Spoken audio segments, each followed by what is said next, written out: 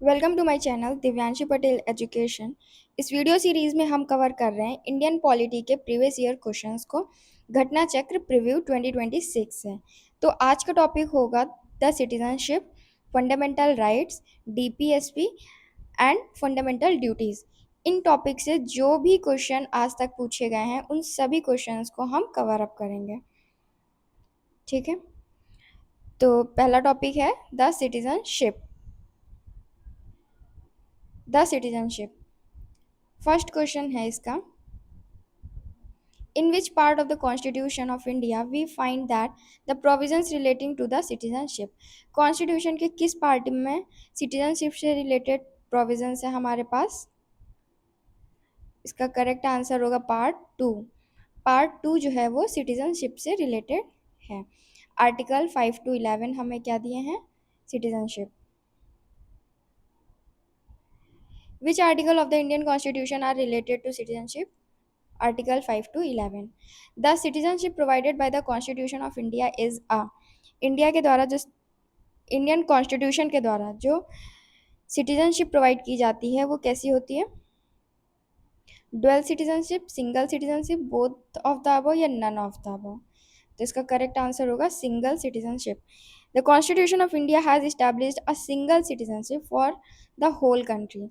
Every citizen has citizenship of India. जैसा कि USA में क्या होता है कि यूएसए में डुअल सिटीजनशिप होती है।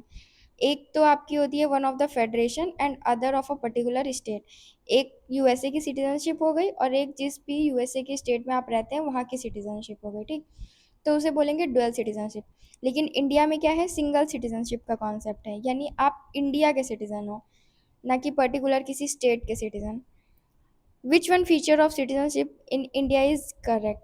Single citizenship of whole of the India। A citizen of India will lose his or her citizenship if he or she। कोई भी इंडिया का सिटीजन जो है वो अपनी सिटीजनशिप कब खो देगा? If he renounces Indian citizenship, voluntarily acquires citizenship of another country, marries a citizen of another country, criticizes the government।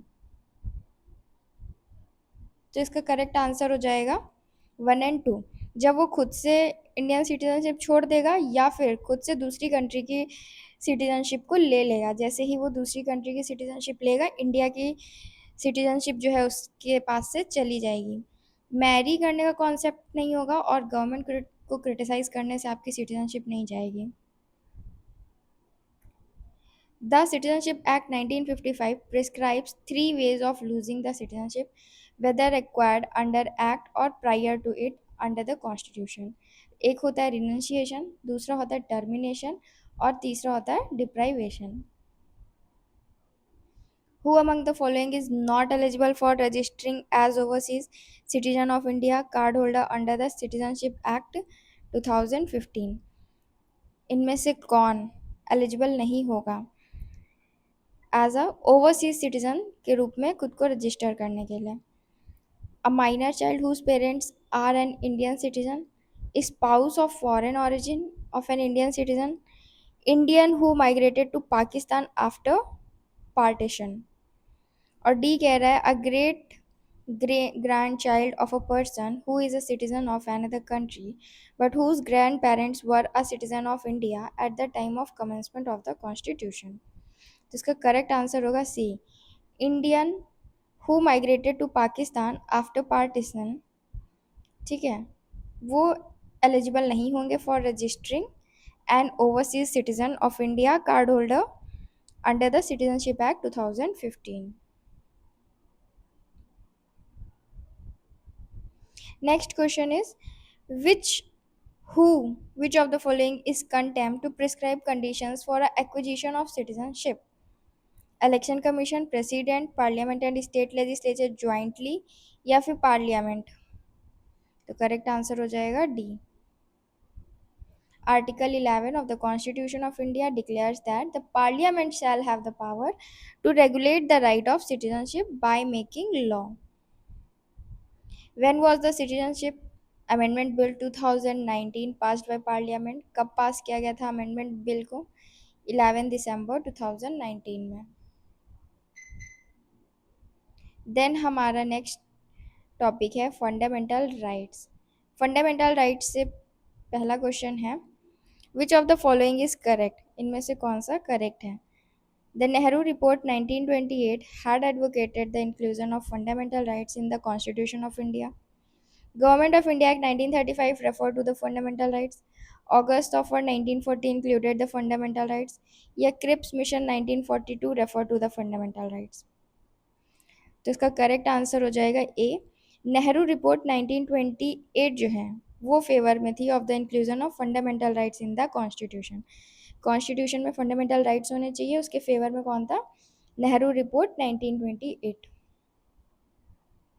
Who among the following persons set for the fundamental rights a pledge to our people and a pact with a civilized world? Fundamental rights के लिए ये line किसने लिखी है, किसने कही है कि फंडामेंटल राइट्स क्या है, a pledge to our people and a pact with a civilised world. Correct answer होगा इसका doctor S Radha Krishnan. Fundamental rights, fundamental rights क्या है, can not be suspended, can be suspended by order of prime minister, can be suspended on the will of president, can be suspended during emergency. Correct answer is D, emergency के time पे suspend किए जा सकते हैं। Consider the following statement about the fundamental rights in India. India में fundamental rights से related statement इसमें हमें बताना है कौन सा सही है। They are guarantee against the action, they are enumerated in part 3rd of the constitution, they ensure social, economic and political justice, they are unlike bill of rights in USA। Unlike कह रहे हैं, तो जैसा कि USA में bill of rights है उसी तरीके से हमारे फंडामेंटल राइट्स हैं, अनलाइक नहीं लाइक होगा। तो इसका करेक्ट आंसर हो जाएगा 1 2 3 स्टेटमेंट जो है वो सही है। Under which article of the constitution of India fundamental rights have been provided to citizen. Article 12 to 35 हमारे क्या दे रखे हैं, fundamental rights. Main objective article 13 का क्या है of the Indian constitution, to secure the paramountcy of the constitution, constitution की paramountcy को सिक्योर करने के लिए आर्टिकल 13 का मेन ऑब्जेक्टिव क्या है, fundamental rights. In the Indian constitution the right to equality is guaranteed by 5 articles.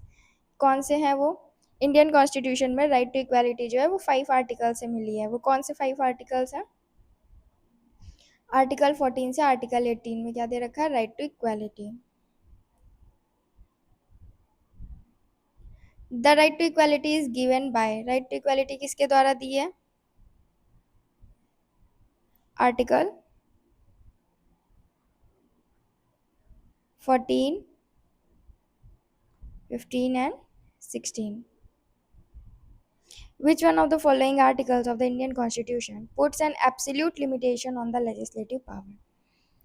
Absolute limitation on legislative power कौन सा आर्टिकल लगाता है, आर्टिकल 14। देखो article 14 of the constitution of India जिसमें equality before law has been incorporated, ठीक है। Article 14 जो है उसमें क्या दिया हुआ है, equality before law. Under article 14 the state shall not deny any person equality before law और equal protection of laws with in the territory of India. किस ग्राउंड पे, रिलीजन, रेस, कास्ट, सेक्स और प्लेस ऑफ बर्थ, इन 5 grounds पे जो state है वो right to equality जो है वो मना नहीं करेगी किसी भी पर्सन को। Article 14 put a limitation on the legislative power, every person चाहे वो सिटीजन हो या फॉरेनर हो उसके पास राइट्स हैं under article 14। Which article of the constitution of India is related to equality before law, article 14। तो देखो अलग अलग तरीके से क्वेश्चंस जो हैं वो रिपीट किए जाते हैं। नेक्स्ट है, which one of the following fundamental rights was amended as a result of the decision of Supreme Court of India, State of Madras versus Champakam Dorairajan case, right against discrimination. Which of the following articles of the Indian Constitution guarantees equality of opportunity to all citizens of India in matters of relating to public employment? कौन सा article जो है वो public employment से related है, article 16 clause 1 and article 16 clause 2। Option देखो, article 16 clause 1 clause 2 भी दिया है ऑप्शन में, 16 क्लॉज 3 भी दिया है, 3 4 5 भी दिया है, तो इसका करेक्ट आंसर हो जाएगा 1 एंड 2।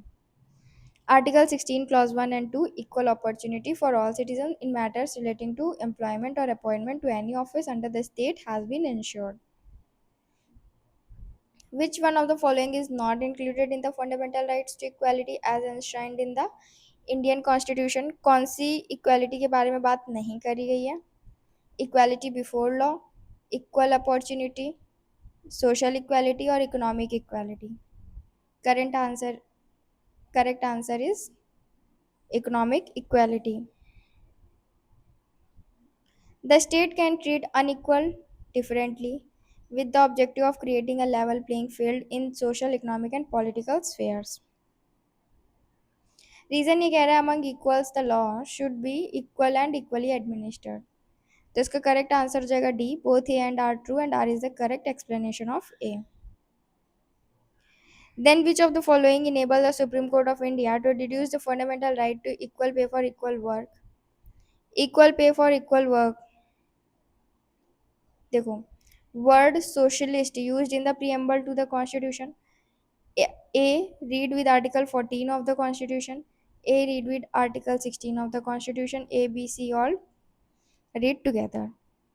ठीक, तो इनमें से कौन सा supreme court of India to reduce a fundamental right equal pay for equal work, ठीक, equal pay for equal work की बात कही गई है हमारे कॉन्स्टिट्यूशन में, तो इनमें से वो किस में दिखाई देगा?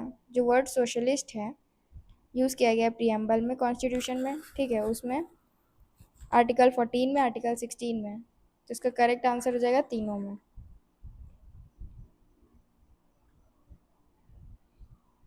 विच आर्टिकल या फिर articles read with the word socialist? Socialist कौन से आर्टिकल्स हैं जिनको हम सोशलिस्ट वर्ड के साथ पढ़ते हैं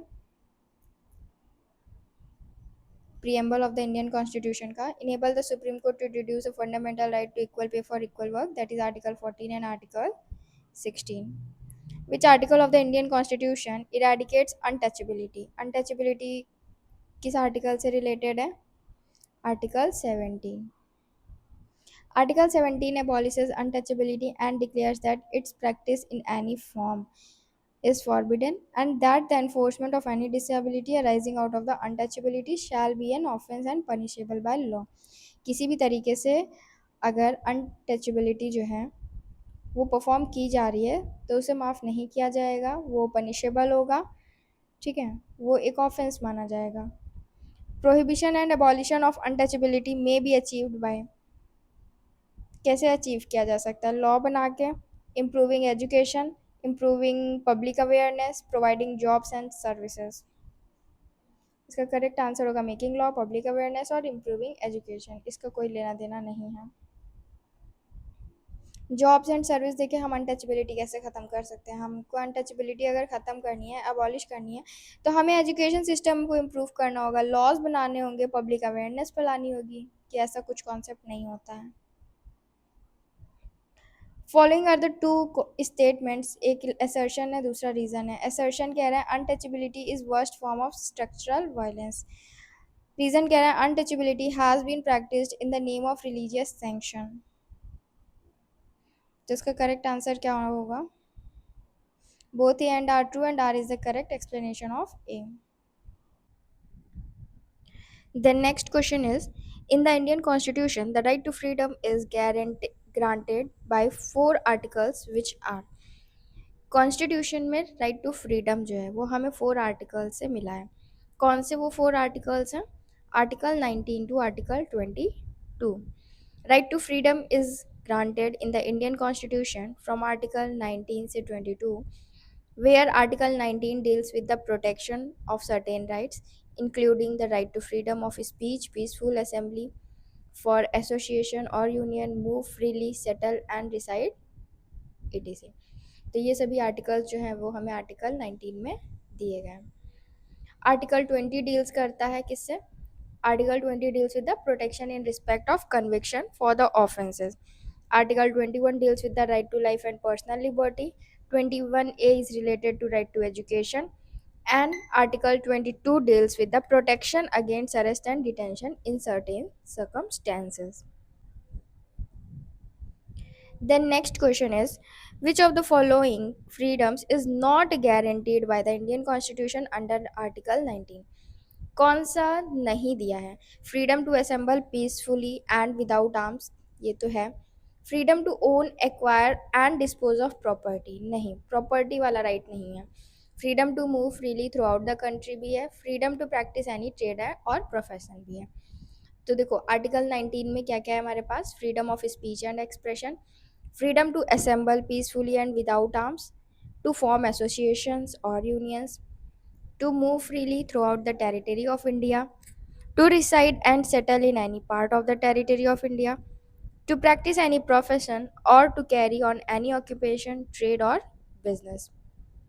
However, जबकि जो राइट टू प्रॉपर्टी है वो हमारा फंडामेंटल राइट नहीं है, इसको हटा दिया गया था by the 44th amendment act 1978 से. It is now a legal right under Article 300A. Next question, which article of the Constitution ensure the freedom of press? Freedom of press किसके under आएगा? Article 19. Article 19 जहाँ पे हमें क्या है? Right to freedom of speech and expression, वहीं से हमें मिल जाता है freedom of press.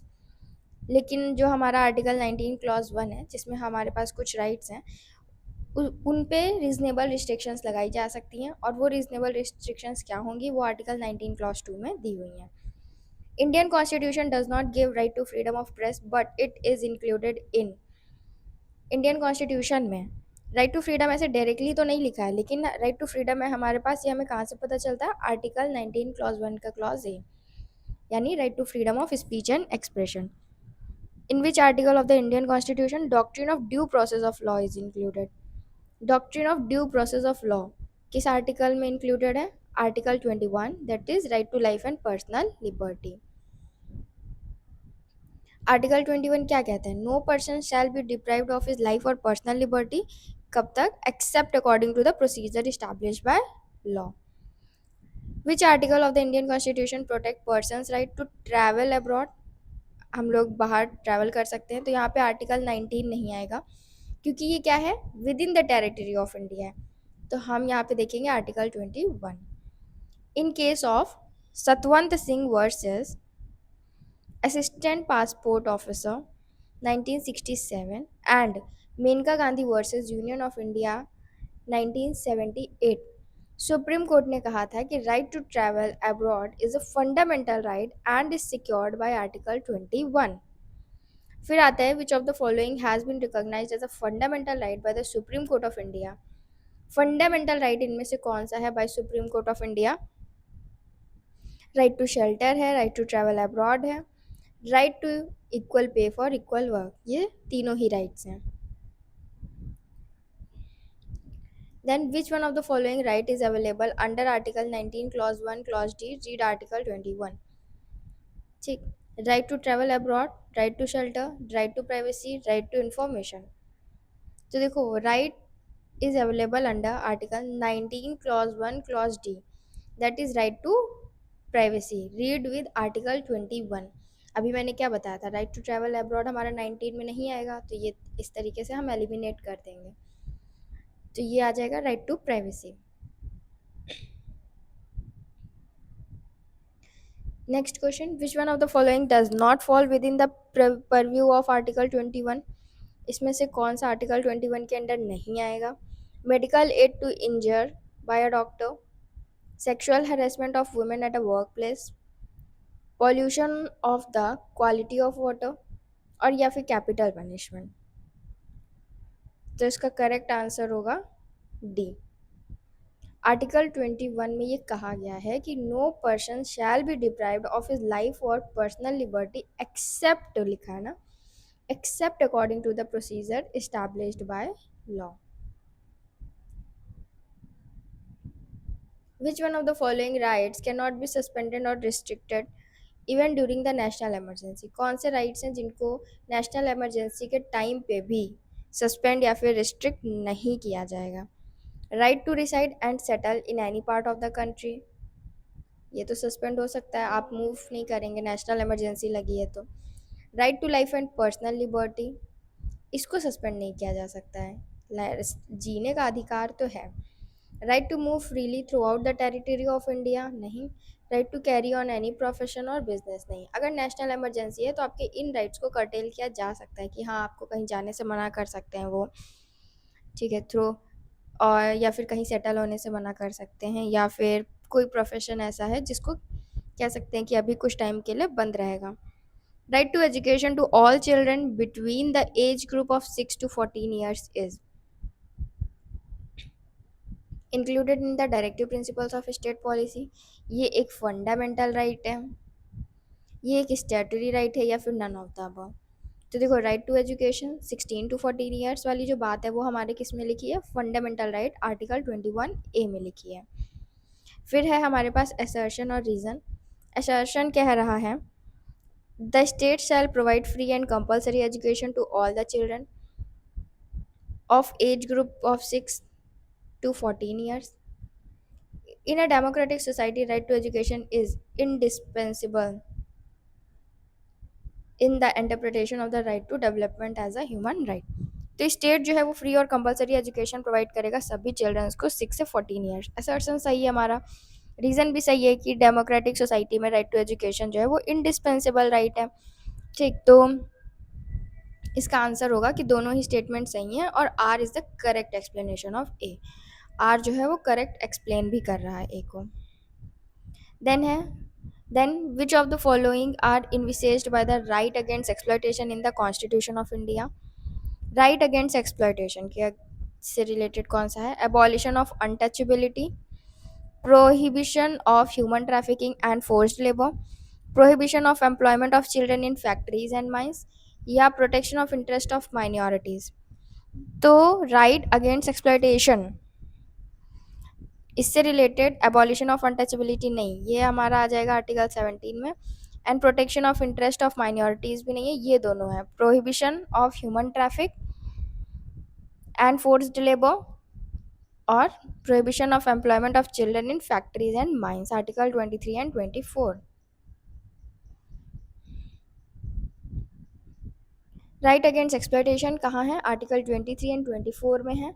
जो ये दो आर्टिकल्स हैं, 23 में prohibition of human trafficking and forced labour है, आर्टिकल 24 में prohibition of employment of children in factories and mines.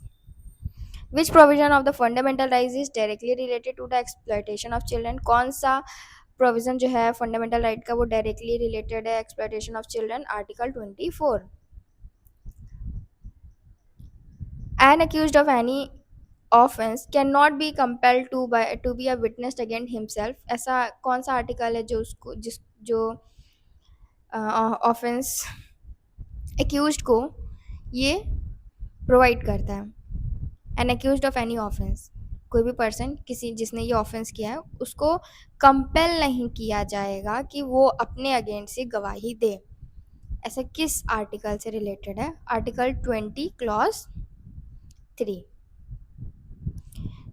Article 20 clause 3 of the constitution says that no person accused of any offense shall be compelled to give witness against himself, जिसको हम बोलते हैं self incrimination।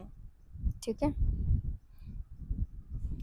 no person shall be prosecuted and punished for the same offense more than once। किसी भी person को prosecute नहीं किया जाएगा, पनिश नहीं किया जाएगा फॉर द सेम ऑफेंस के लिए एक बार से ज़्यादा,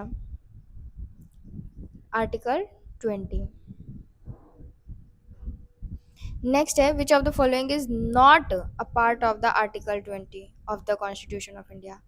कौन सा पार्ट नहीं है article 20 of the constitution of India का, डबल जियोपार्डी क्लॉज ये है, एक्स पोस्ट फैक्टो लॉ भी है, प्रोहिबिशन अगेंस्ट टॉर्चर नहीं है, prohibition against self incrimination. 3 parts हैं आर्टिकल 20 के, double jeopardy clause, x post facto law, prohibition against torture, prohibition against self-incrimination।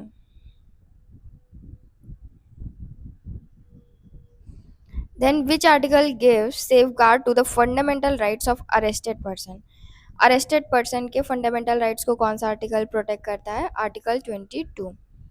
Article 22 of the Constitution mentions that no arrested person shall be detained in custody without being informed as soon as may be of the grounds for such arrest, nor shall he denied the right to consult and to be defended by a legal practitioner of his choice. Preventive detention act के अंदर a person can be arrested without trial for कितने months के लिए? 3 months के लिए बिना trial के arrest किया जा सकता है.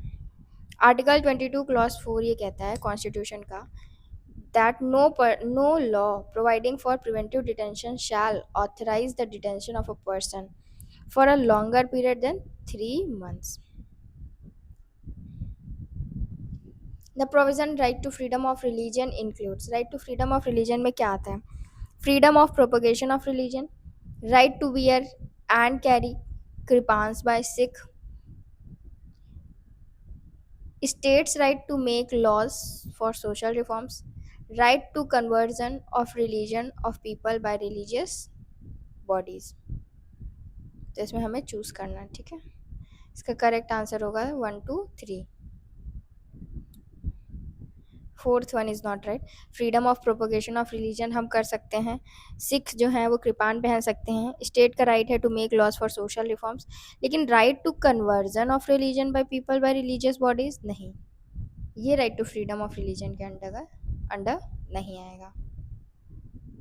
Article 25 of the Indian constitution refers to किससे रिलेटेड है? फ्रीडम ऑफ रिलीजन से रिलेटेड है. The word Hindu in article 25 of the constitution of India does not include. इसमें क्या नहीं आएगा? पारसी नहीं आएंगे. हिंदू में बुद्धिस्ट भी आते हैं, जैन भी आते हैं और सिख भी आते हैं. इसमें से हमें बताना है कौन सा करेक्टली मैच नहीं है. Article 23 prohibition of traffic in human and force labour. Article 24 prohibition of employment of children in factories. ये सही है, ये भी सही है. आर्टिकल 26 में है freedom to manage religious affairs is also right. Article 29 freedom of establishment and administration of educational institution by minorities no, ये सही नहीं है. ये आर्टिकल 30 में दे रखा है, ठीक है. Freedom of establishment and administration of educational institution by minorities ये आर्टिकल 30 में दिया है. आर्टिकल 29 में क्या दिया है फिर? It is related to the protection of interest of minorities.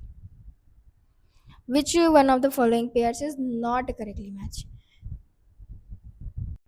Prohibition of traffic in human beings as forced labor, Article 23. Protection of interest of minorities, Article 29. Protection of constitutional remedies, Article 32. Rights of minorities to establish and administer educational institution, Article 31. तो पहला सही है prohibition in traffic in human beings and forced labor. Protection of interest in minorities 29. Constitutional remedies 32. लेकिन ये right of minorities to establish and administer educational institutions ये किस article में दे रखा है? Article 30, not in 31. देखो right of minorities to establish and administer educational institution वो आर्टिकल 30 में दिया है, जबकि 31 में क्या दिया है? It was article 31 was for compulsory acquisition of property which has been repealed, क्योंकि इसको रिपील कर दिया गया इसलिए. 44th constitutional Amendment Act 1978 and now the right to property is a legal right under Article 300A in Part 12 of the Constitution. Which article of the Constitution protect the rights of minorities to establish, administer educational institutions of their choice? Article 30. फिर यहाँ पे हमें 2 statements दिए हैं, assertion, reason. Assertion कह रहा है article 30 of the constitution of India does not define the term minorities, और रीजन कह रहा है the constitution recognizes only linguistic and religious minorities. तो देखो दोनों ही स्टेटमेंट सही हैं, लेकिन वो करेक्ट एक्सप्लेन नहीं कर रहा है. क्या कह रहा है assertion कि आर्टिकल 30 जो है of the constitution does not define the term minorities. बिल्कुल सही है, डिफाइन नहीं किया गया है कि माइनॉरिटी शब्द को डिफाइन नहीं किया गया. फिर कह रहा है इसलिए the constitution recognises only linguistic and religious minorities, इसलिए डिफाइन नहीं किया गया. तो ये करेक्ट एक्सप्लेनेशन नहीं है, लेकिन हाँ, कॉन्स्टिट्यूशन में लिंग्विस्टिक और रिलीजियस माइनॉरिटीज़ को रिकॉग्नाइज किया गया। देन नेक्स्ट क्वेश्चन है, the guardian of fundamental right is. Fundamental right के गार्जियन कौन है? Judiciary. Under the Indian constitution who is the guardian of fundamental right? Judiciary, यानी supreme court. Who is regarded as the protector of the fundamental rights of the citizen and guardian of the Constitution of India? The Supreme Court. Which one of the following statements is not correct? कौन सा statement correct नहीं है? The President of India is the guardian of fundamental rights under the Constitution. Which of the following rights can be enforced under Article 32 of the Indian Constitution? Fundamental rights. Which of the following rights was described by Dr. B.R. Ambedkar as the heart and soul of the Constitution? Article 32, that is right to constitutional remedies को heart and soul of the constitution कहा गया है। फिर हमारा next question है, consider the following statements. Assertion कह रहा है doctor Ambedkar had described article 32 as the very soul of it. Constitution का सोल कहा है? रीजन कह रहा है क्योंकि article 32 provides an effective remedy against the violation of fundamental rights. तो ये दोनों ही स्टेटमेंट सही हैं और R is the correct explanation of A. Which one of the following writs is regarded as the greatest safeguard for liberty of a person? Liberty के लिए कौन सी रिट सेफ गार्ड है? हैबीस कॉर्पस। हैबीस कॉर्पस का क्या मतलब होता है?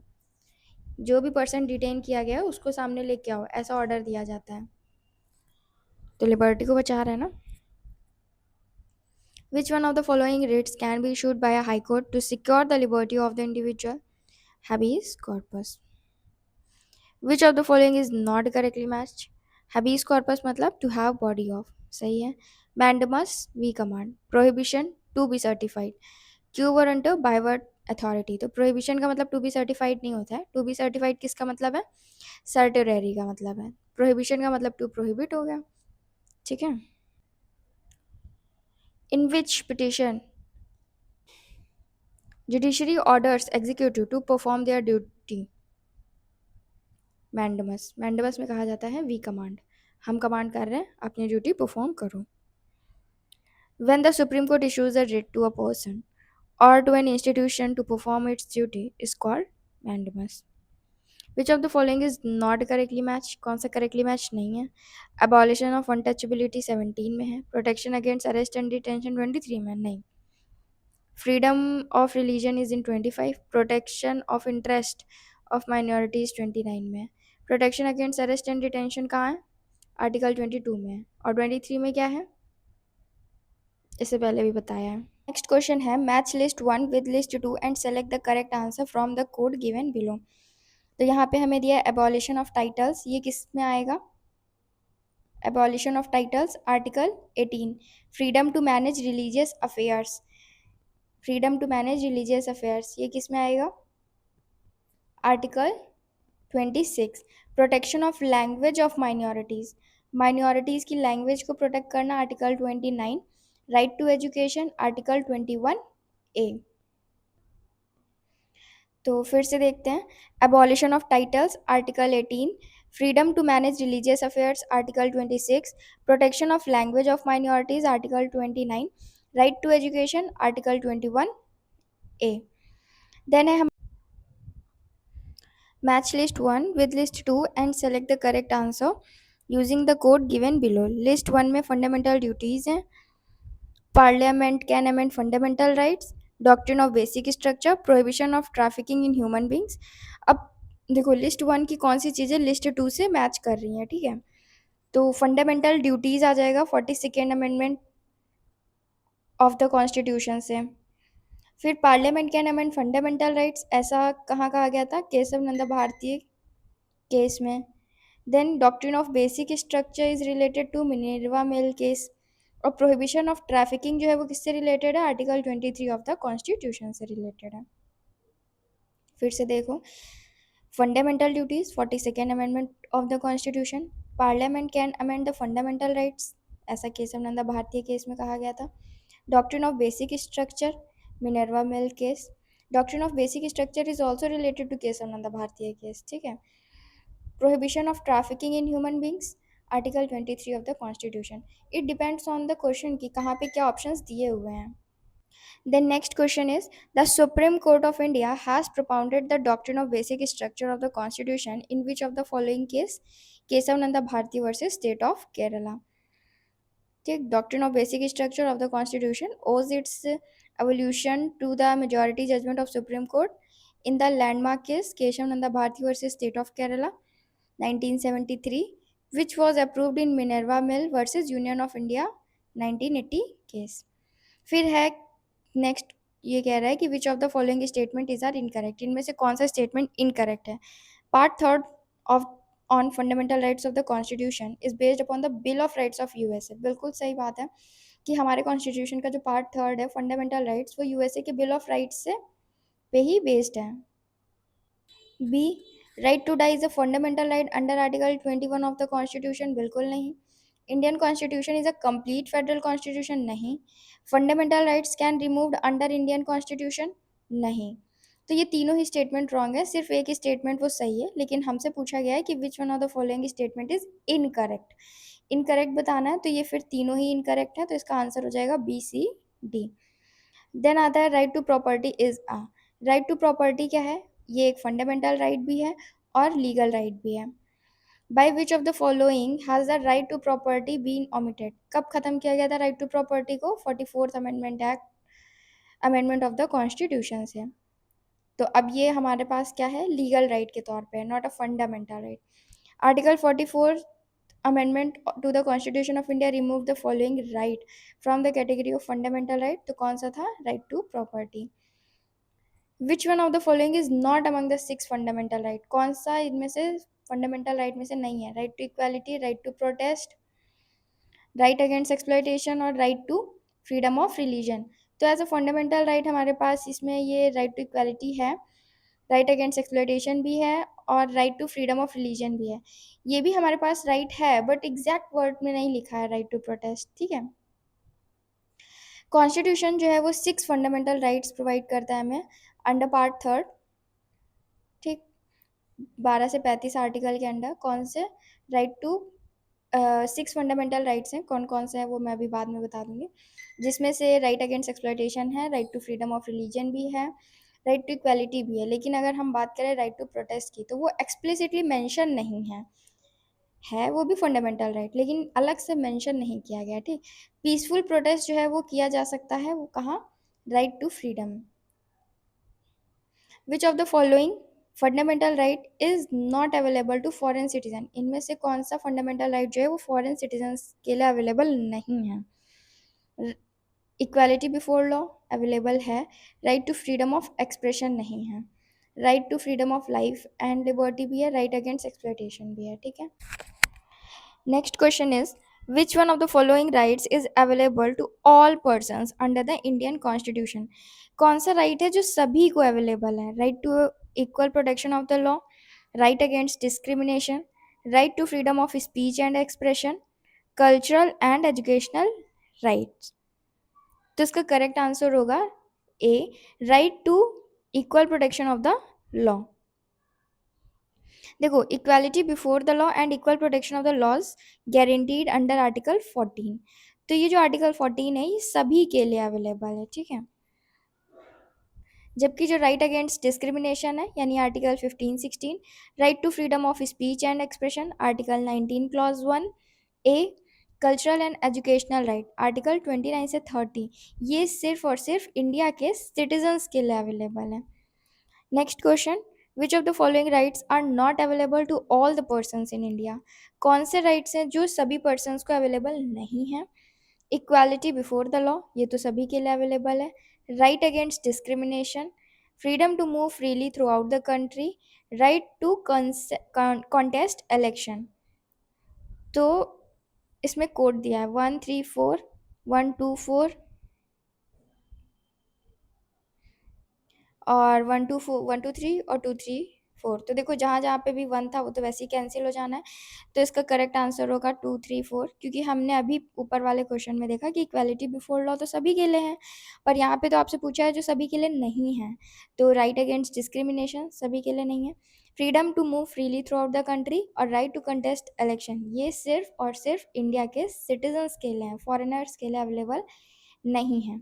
राइट टू इक्वालिटी आर्टिकल 14 ये सभी के लिए अवेलेबल है, अवेलेबल टू एवरी पर्सन। लेकिन राइट अगेंस्ट डिस्क्रिमिनेशन यानी 15, 16, 17। Right to move freely throughout the territory of India यानी आर्टिकल 19 क्लॉज 1 का क्लॉज डी। और राइट टू कंटेस्ट इलेक्शंस ये सिर्फ और सिर्फ इंडिया के सिटीजन्स के लिए हैं। देन है bonded labour was abolished in India by an act of parliament enacted in the year. Bonded labour वाली जो प्रथा थी वो कब किस ईयर में ख़त्म कर दी गई थी? तो 1976 में। Article 23 clause 1 of the constitution prohibit करता है traffic in human beings and forced labour. ठीक है, ह्यूमन बींग्स का ट्रैफिकिंग नहीं होगा, फोर्स लेबर नहीं होगा, ऐसा आर्टिकल 23 क्लॉज 1 के अकॉर्डिंग ऑफ द कॉन्स्टिट्यूशन। कोई भी इस प्रोविजन का अगर कॉन्ट्रावेंशन करता है, क्या कहते हैं, उल्लंघन करता है, तो उसे क्या किया जाएगा? वो पनिशेबल होगा। देन नेक्स्ट है the child labour was prohibited in hazardous employment bye. Child labour जो है उसको प्रोहिबिट किया गया है इन हजार्डियस एम्प्लॉयमेंट किसके द्वारा? By Indian constitution, the judgement of supreme court on December 10, 1996, United Nations charter, सभी के द्वारा किया गया है। तो इसका करेक्ट आंसर होगा ऑल ऑफ द अबव। देखो इंडियन कॉन्स्टिट्यूशन का जो आर्टिकल 24 है वो प्रोहिबिट करता है कि कोई भी बच्चा, no child under the age of 14 years, 14 years से कम का है तो उसको एम्प्लॉयड नहीं किया जाएगा to the work in any factory और माइन जहाँ पे हजार्डियस एम्प्लॉयमेंट है। अब आप अगर ये हजार्डियस एम्प्लॉयमेंट वर्ड ना लिखा होता तो आप तो यही कहते ना कि मैंने बहुत से बच्चों को देखा है काम करते हुए, तो वो भी एम्प्लॉयमेंट नहीं देना चाहिए। लेकिन जो हजार्डियस एम्प्लॉयमेंट है वहाँ तो बिल्कुल भी अलाउड नहीं है, वहाँ बच्चों को एम्प्लॉयमेंट नहीं दिया जा सकता। ठीक है, एम्प्लॉयड नहीं किया जाएगा, वो अगेंस्ट कॉन्स्टिट्यूशन हो जाएगा। और दिसंबर 10, 1996 में कौन सा केस था? MC Mehta versus state of Tamil Nadu के केस में सुप्रीम कोर्ट ने कहा था कि employment of children below the age of 14 years into hazardous child labour is unconstitutional. ठीक है, next question, which one of the following statements is correct? इनमें से कौन सा स्टेटमेंट जो है वो करेक्ट है? पहला कह रहा है कि rights are claims of state against the citizen. तो क्या जो राइट्स हैं वो स्टेट क्लेम करता है अगेंस्ट द सिटीजन्स? नहीं, ये तो गलत हो गया। Rights are claims of the citizens against the state. Rights are privileges which are incorporated in the constitution of a state. Rights are claims of citizens against the state. देखा, ये statement सही है, फोर्थ पढ़ना ही नहीं है। फिर हमारा next topic आएगा directive principles of state policy. ठीक, यानी स्टेट को अपनी पॉलिसी फॉर्मुलेशन के टाइम पे इन प्रिंसिपल्स का ध्यान रखना होता है। ठीक है, कि हाँ इसके अगेंस्ट ना जाए, लेकिन ये प्रिंसिपल जो है वो एनफोर्सेबल तो है नहीं, यानी कोई कोर्ट में जाके ये नहीं कह सकता कि स्टेट ने ये पॉलिसीज़ बनाई हैं, ये चीज़ें बनाई हैं, रूल्स लॉज, तो ये डायरेक्टिव प्रिंसिपल्स को इन्होंने फॉलो नहीं किया है। ठीक, तो इससे रिलेटेड जो भी प्रीवियस ईयर क्वेश्चंस पूछे गए हैं हम उन्हें देखेंगे। Which one of the following is not the objective of the directive principles of state policy? इनमें से directive principles of state policy का कौन सा ऑब्जेक्टिव नहीं है? To establish a welfare state, बिल्कुल होना चाहिए ये। To ensure socio economic justice, होना चाहिए। To establish a religious state, क्या हम ये कहते हैं कि हमें एक रिलीजियस स्टेट बनाना है? नहीं, हमें एक सेक्युलर कंट्री बनानी है, हमारी कंट्री जो है वो सेक्युलर कंट्री है, बनानी क्या है? To establish a secular state, ये करेक्ट है, तो इसका आंसर हो जाएगा C. Article 36 article 51 of the constitution में डीपीएसपी दिया हुआ है जिसका एम है, यानी कॉन्स्टिट्यूशन मेकर्स का एम क्या था? To establish a secular and democratic state to ensure socio economic justice. हमें एक सेक्युलर कंट्री इंश्योर करना था, डेमोक्रेटिक स्टेट जहाँ सोशियो इकोनॉमिक जस्टिस हो सके। सेक्युलर यानी सभी धर्मों को इक्वालिटी दी जाएगी। The concept of welfare state is included in the constitution of India in. Welfare state का कॉन्सेप्ट जो है कॉन्स्टिट्यूशन में वो कहाँ पे है? डीपीएसपी में। Which part of the Constitution of India describes the model of welfare state? DPSP. Idea of India was welfare state is found in DPSP. Preamble of the constitution में भी है और डीपीएसपी में भी है। अगर ऑप्शन में दोनों है, प्रियम्बल और डीपीएसपी, तो दोनों टिक करना है। The DPSP of may be classified into which of the following parts of the sake of convenient study। देखो डीपीएसपी को तीन पार्ट्स में डिवाइड किया गया है, ठीक। तो कौन से वो तीन पार्ट्स हैं, मतलब पढ़ने के लिए तीन पार्ट्स में उसको डिवाइड कर दिया गया है। उसमें कुछ सोशलिस्ट हैं, कुछ गांधीयन हैं, और कुछ लिबरल और इंटेलेक्चुअलिस्टिक प्रिंसिपल्स दिए गए हैं, ठीक है। देन नेक्स्ट है कि directive principles of state policy of the constitution of India is taken from the constitution of which country. ये जो डीपीएसपी का कॉन्सेप्ट है वो हमने किस कंट्री से लिया है, आयरलैंड से लिया है। Consider the following statements with respect to DPSP. They are not enforceable by court, बिल्कुल सही बात है। They shall it shall be the duty of the state to apply these principles in making laws. Laws बनाते time state की ये duty है कि वो क्या करे, इनका ध्यान रखे, ठीक है। तो इसका करेक्ट आंसर हो जाएगा both 1 and 2। Directive principles of state policy are justiciable, non justiciable, fundamental या नन ऑफ दिस। तो इसका करेक्ट आंसर होगा नॉन जस्टिसेबल। अभी बताया था कि जो directive principles of state policy हैं वो नॉन जस्टिसेबल इन नेचर है। इसका मतलब ये है कि हम इनको कोर्ट में एनफोर्स नहीं करा सकते हैं।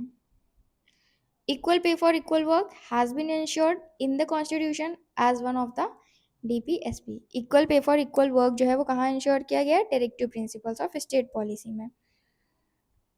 विच one of the included in the directive principles of state policy, तो कुछ ऑप्शंस दिए होंगे जिसमें से equal pay for equal work है for both man and women, तो वो हमारा करेक्ट हो जाएगा।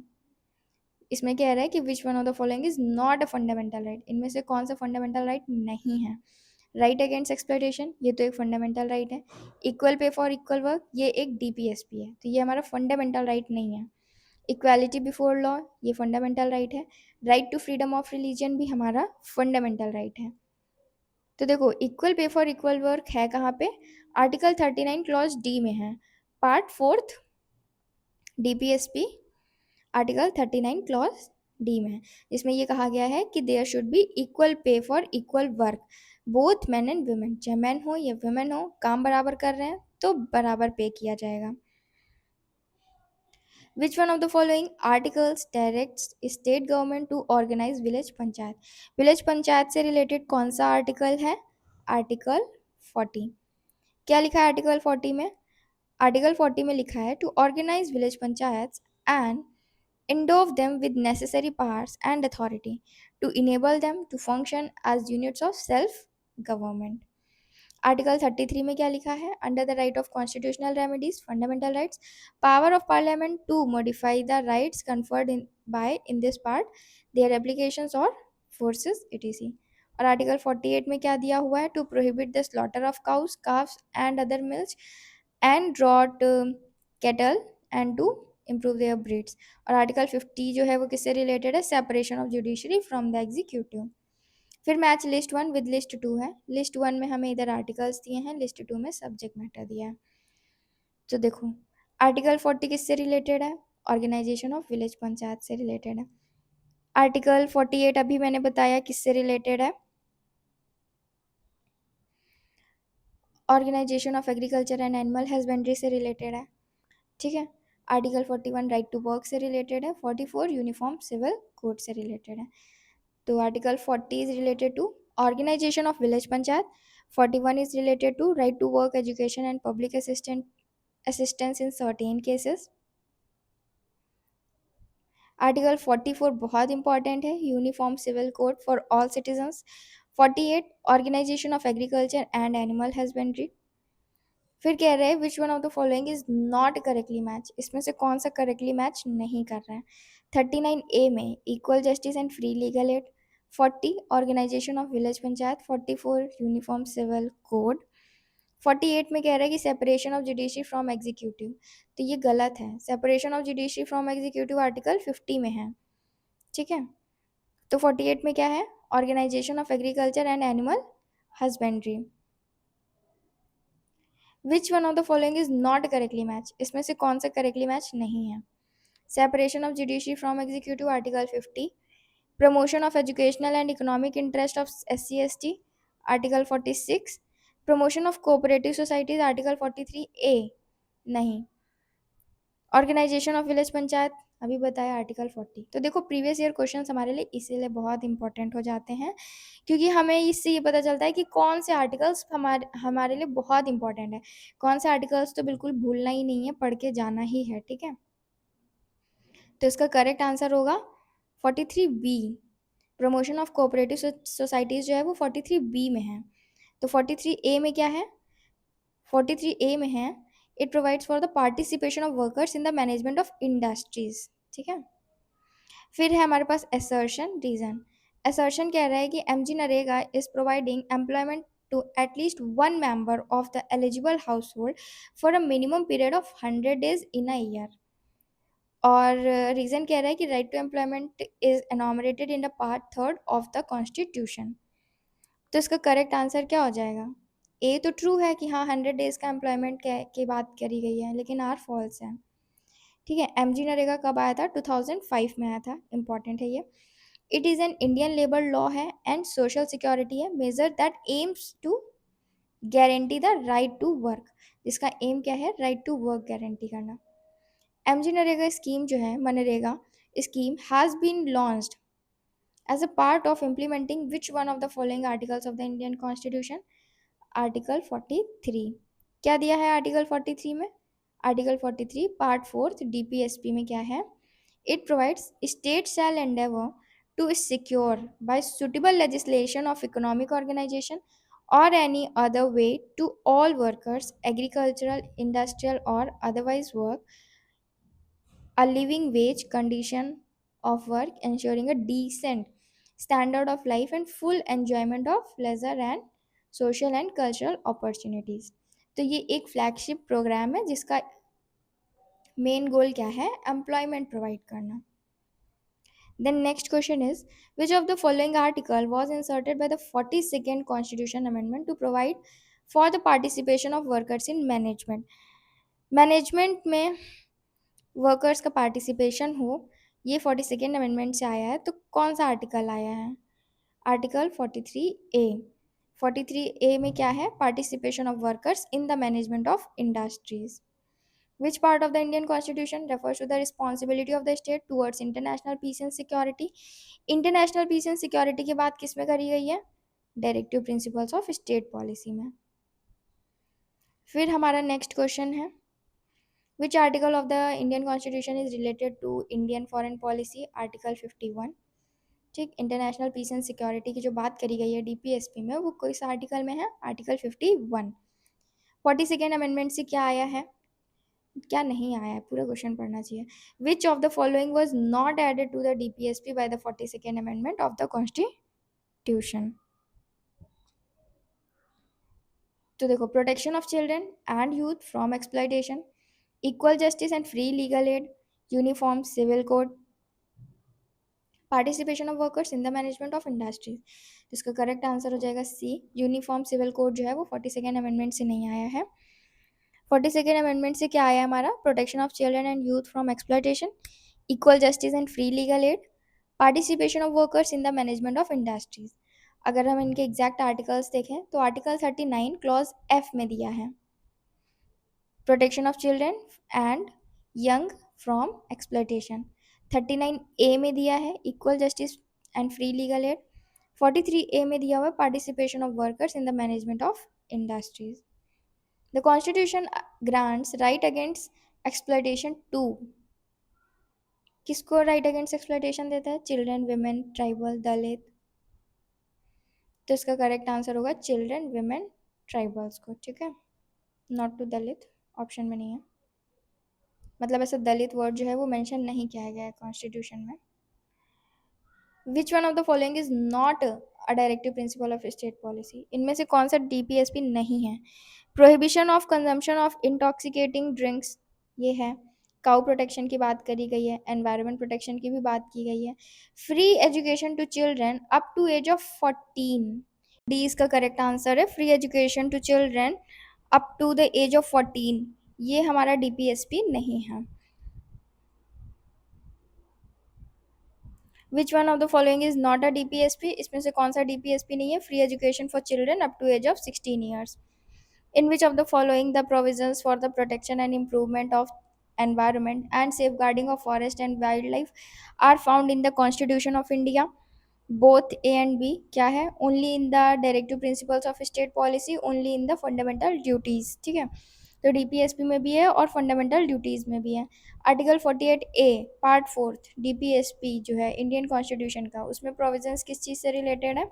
Protection and improvement of environment and the safeguarding of forest and wildlife. वहीं 51A क्लॉज जी का जो, it is the duty of every citizen of India to protect and improve the natural environment. Then next question is, which of the following provisions is a part of both DPSP and fundamental duties? कौन सा part है जो fundamental duties भी है और DPSP भी है? Participation of workers in the management of industries, protection of environment जो है ये हमारा डीपीएसपी भी है और फंडामेंटल ड्यूटी भी है।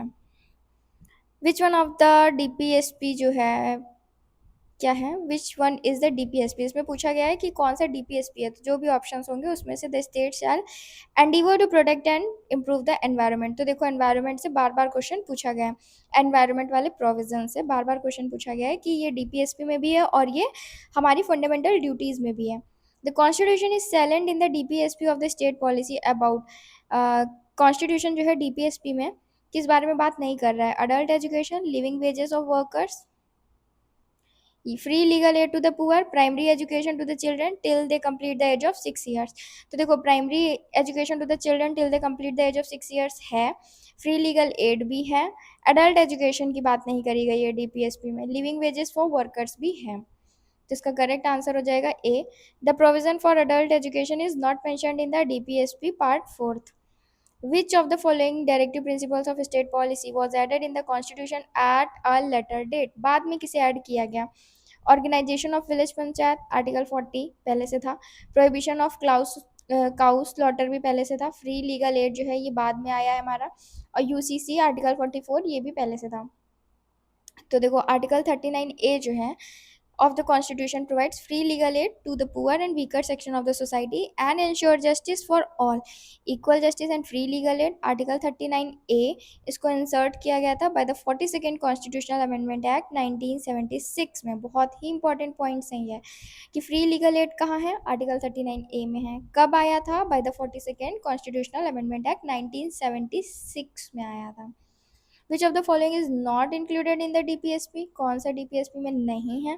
प्रोहिबिशन ऑफ लिकर है, राइट टू वर्क है, equal ways for equal work भी है, राइट टू इन्फॉर्मेशन नहीं है।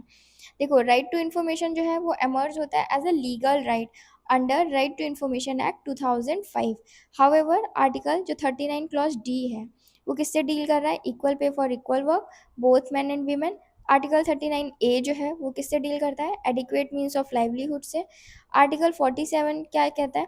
It will be the duty of the state to raise level of nutrition and standard of living and to improve public health. तो सभी articles के बारे में बता दिया। Which one of the following is a DPSP, इसमें से DPSP कौन है? यूनिफॉर्म सिविल कोड, ये हमारी डीपीएसपी है। Freedom of press, religion, equality before law, ये हमारे क्या हैं? फंडामेंटल राइट्स हैं। Then last question, I think it is, no it is not last. Identify the items included in the DPSP. ठीक है, डीपीएसपी में क्या क्या है? Prohibition of consumption of liquor, yes. Prohibition of employment of children in factories और mines, no no it is not. Prohibition of beggar और force labour, नहीं। Prohibition of untouchability, नहीं। तो हमारे डीपीएसपी में ये पहला वाला है, prohibition of consumption of liquor, article 47। Article 47 में क्या कहा गया कि ये ड्यूटी है स्टेट की to raise the level of nutrition and standard of living and to improve public health. State shall endeavor to bring about prohibition on the consumption except for medical purpose of the intoxicating drinks and of drugs which are injurious to health. Which one of the following is not DPSP? कौन DPSP नहीं है? Equal pay for equal work for men and women DPSP में है। Equal right to an adequate means of livelihood भी है। Abolition of untouchability DPSP नहीं है, ये हमारा फंडामेंटल राइट है आर्टिकल 17 में। Just and humane condition of work ये भी है। The directive principles of state policy is a cheque which is paid on the bank convenience. ये ऐसा किसने कहा है? केटी शाह ने।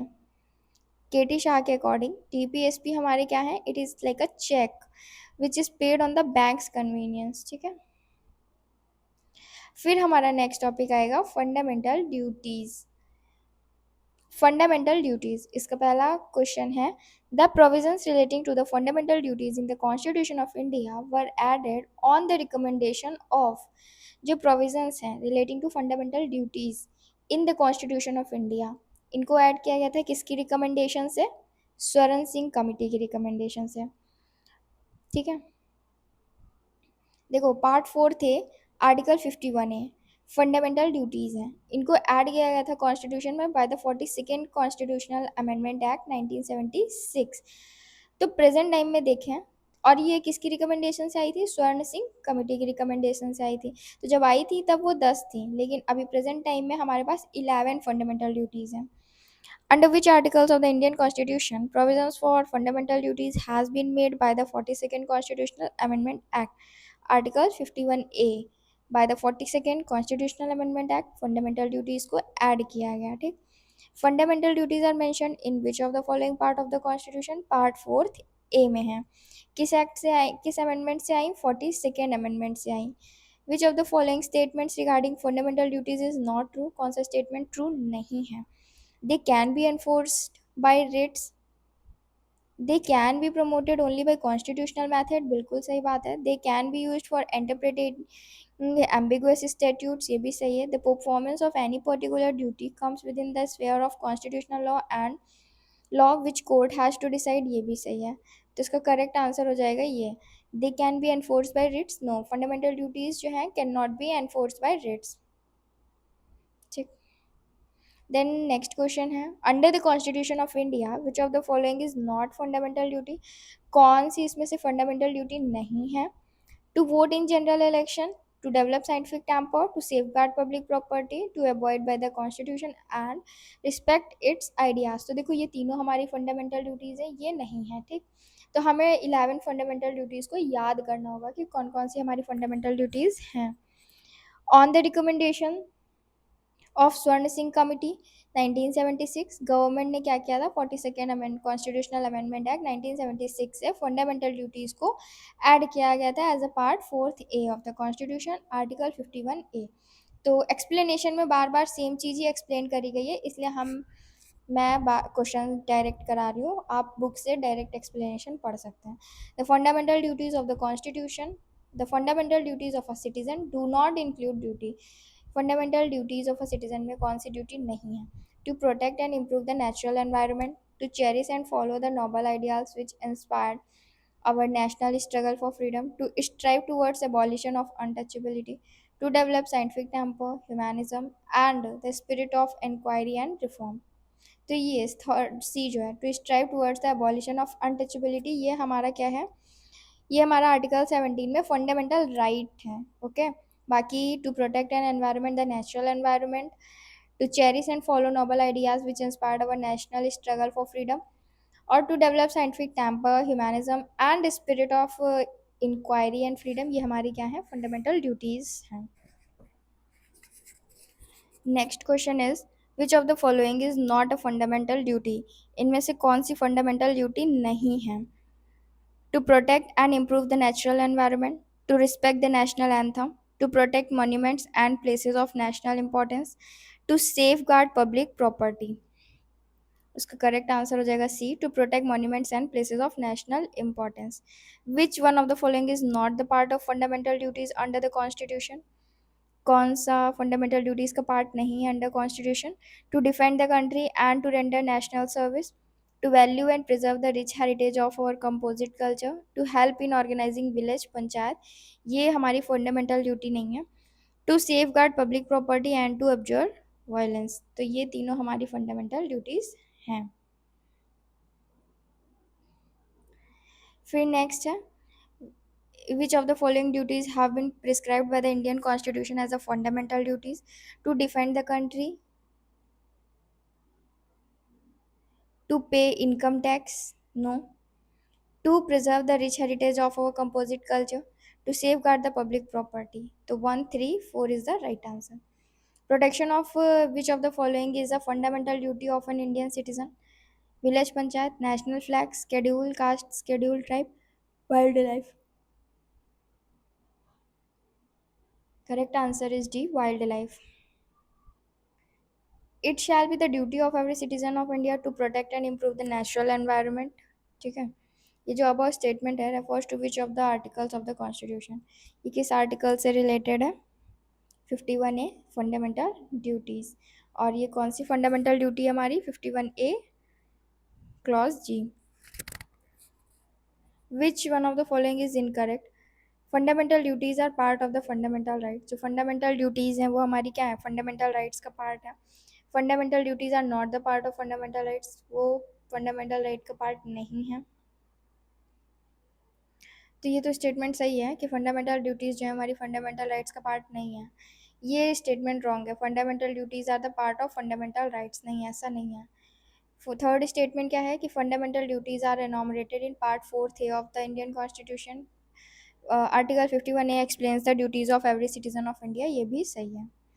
देन नेक्स्ट है which one of the following is not a fundamental duty? इनमें से कौन सी फंडामेंटल ड्यूटी नहीं है?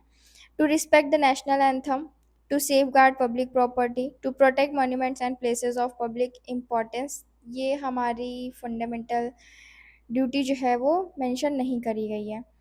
To protect and improve the natural environment है, टू रिस्पेक्ट नेशनल एंथम है, टू सेफगार्ड पब्लिक प्रॉपर्टी भी है। ठीक, to protect monuments and places of public importance is not mentioned in article 51A of the Indian constitution. Which one of the following is not provided in part 4A of fundamental duties of the Indian constitution? इनमें से कौन सा नहीं है part 4A में? To respect national flag है, to promote spirit of brotherhood amongst all the people of India भी है, to respect our parents and teachers no, to preserve the rich heritage of our composite culture. अच्छा, sentence सही है कि to respect our parents and teachers, हाँ करना चाहिए, लेकिन ऐसा मेंशन नहीं किया गया कॉन्स्टिट्यूशन में। ठीक है, पार्ट सेकेंड सिटीजनशिप से रिलेटेड है, पार्ट थर्ड फंडामेंटल राइट से रिलेटेड है, पार्ट फोर्थ DPSP है, और पार्ट फिफ्थ क्या फंडामेंटल ड्यूटीज़ है? नहीं। तो विच one of the following is not correctly match? इसमें से कौन सा करेक्टली मैच नहीं है? That is D, part fifth fundamental duties नहीं है। फंडामेंटल ड्यूटीज़ क्या है? पार्ट 4A, और पार्ट फिफ्थ में क्या है? The union executive. फिर क्वेश्चन 14 ये कह रहा है कि how many fundamental duties are there in the Indian constitution? कितनी फंडामेंटल ड्यूटीज़ हैं इंडियन कॉन्स्टिट्यूशन में? 11।